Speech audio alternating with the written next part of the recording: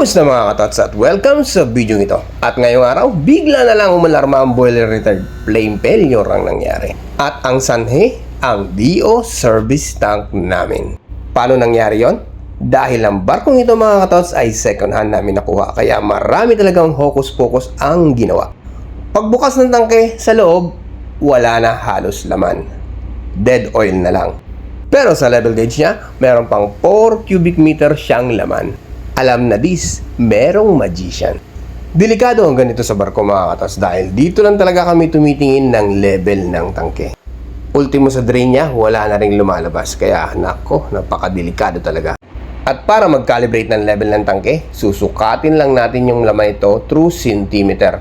Kaya naman, gagamit tayo ng ruler na centimeter din. Tapos, sukatin natin yung laman sa loob.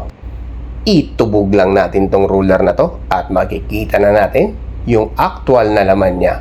So, 12 cm ang ating sounding mga katots. At ang 12 cm na yan mga katots na sa pagitan nito. So, ang gagawin natin ngayon, i-a-adjust natin to papunta dito. Ibababa lang natin yan mga katots. Para gawin yon ay gagamit tayo ng pen driver. Luluwagan lang natin yung screw niya. Tapos, yan mga katots, pag maluwag na siya, pwede na natin tong ibaba. Pero bago natin ibaba, hawakan natin to para hindi gumalaw. Tapos, pwede na natin ibaba tong indicator niya. At kailangang ingat-ingat din kasi manipis talaga, madaling maputol. So, yan. Nandiyan na siya sa 12 cm. At ganyan lang kadali mga katots mag-calibrate ng level gauge ng inyong tangke. Sana ay may natutunan kayo sa video ito.